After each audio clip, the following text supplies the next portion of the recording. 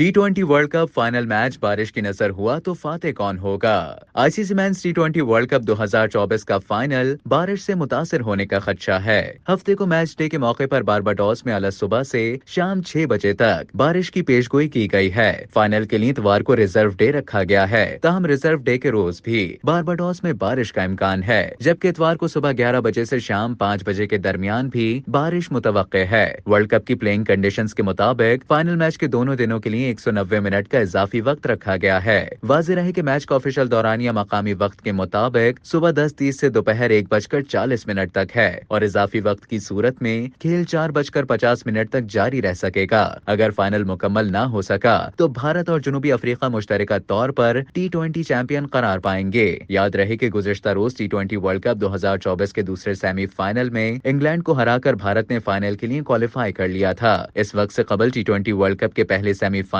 में जनूबी अफ्रीका की टीम 9 विकेटों से एकतरफा मुकाबले के बाद अफगानिस्तान को शिकस्त देकर पहली मर्तबा फाइनल के लिए क्वालिफाई कर चुकी है। दिलचस्प बात यह है कि टी20 वर्ल्ड कप के फाइनल के लिए क्वालिफाई करने वाली जनूबी अफ्रीका और भारत की टीमें इवेंट में कोई मैच नहीं हारी हैं।